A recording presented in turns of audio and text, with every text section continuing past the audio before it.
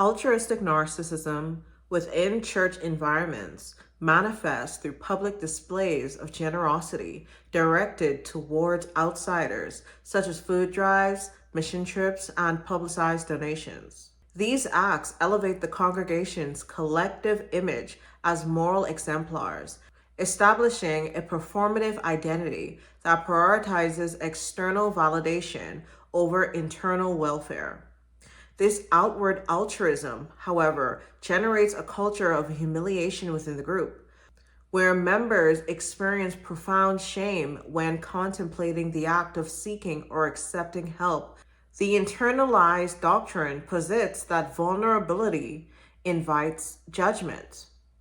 The same congregants who dispense charity to outsiders while privately categorizing those recipients as spiritually inferior and in need of redemption respond with immediate withdrawal when a relative seeks assistance. They refuse to acknowledge the uncomfortable reality that each act of dispensing charity to an outsider involved a covert assessment of that recipient as spiritually inferior.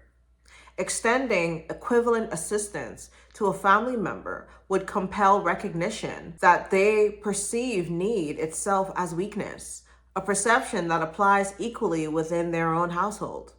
Rather than confront this reflection, they abandon the individual completely. Within the collective narcissistic structure of a religious in-group, vulnerability in a kin member threatens the group's curated illusion of invulnerability.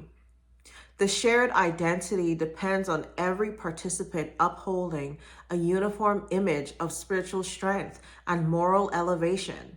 Failure is not tolerated because it exposes the entire cult as ordinary. When a family member falters financially, emotionally, or doctrinally, they cease to function as a reinforcing mirror for the narcissist's grandiosity.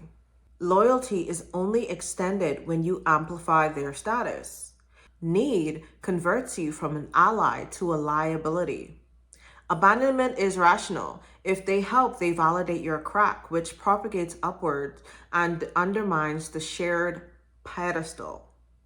Worse, the act itself would force public admission that someone inside the circle is flawed, and this is something outsiders can be, but never insiders. Therefore, the hand is withdrawn because survival of the ego coalition demands you be discarded when you no longer fit the role, so you no longer exist in the narrative.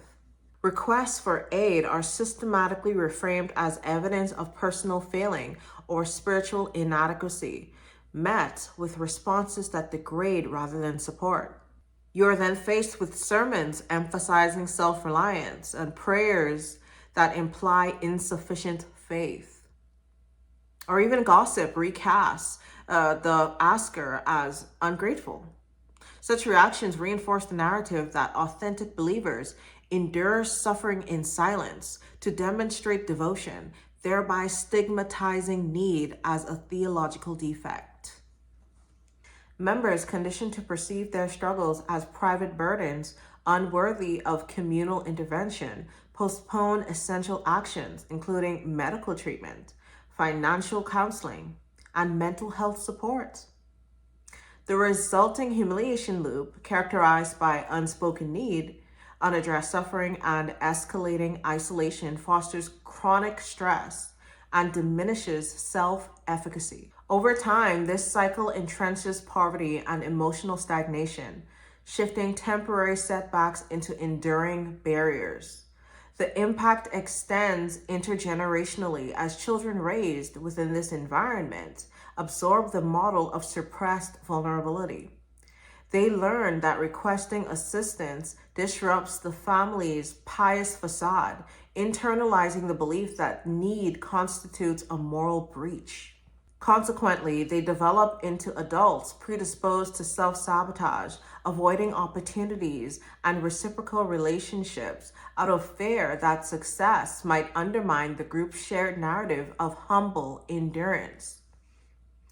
Entire lineages experience delayed developmental milestones in education, career progression, and emotional intimacy, trapped within a system where altruism functions as institutional branding rather than a mechanism for human flourishing. The structural logic of the narcissistic church mirrors religious narcissistic parenting, where neglect is rationalized through the expectation that divine providence or the church community will compensate for parental absence. Parents operating within this framework withhold practical guidance, emotional validation, and material resources, framing active involvement as unnecessary when God is presumed to fill developmental gaps. Public benevolence towards outsiders reinforces collective piety, yet internal requests for assistance encounter the same theological judgment: insufficient prayer, inadequate faith, or spiritual unpreparedness. This dual layered neglect from both parents and the community ensures that children remain developmentally stunted, with their potential curtailed to preserve the narcissist's hierarchical dominance. The congregation's refusal to provide tangible support further isolates the family unit, as members fear that accepting aid would confirm spiritual failure with the broader community. This convergence of dynamics creates a closed system where vulnerability is criminalized and autonomy is pathologized. Children raised under these conditions inherit not only material scarcity, but also a psychological template that equates need with shame or agency with rebellion.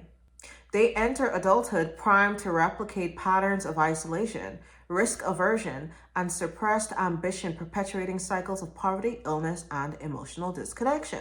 Educational attainment, professional achievement, and relational intimacy remain systematically undermined by a human engineered structure designed to maintain parental and institutional control at the expense of individual development. The church's outward altruism and the parents' professed faith serve ego preservation rather than communal or familial welfare. So that's in case you wanted to know why you were privately neglected if you grew up in a religious family household.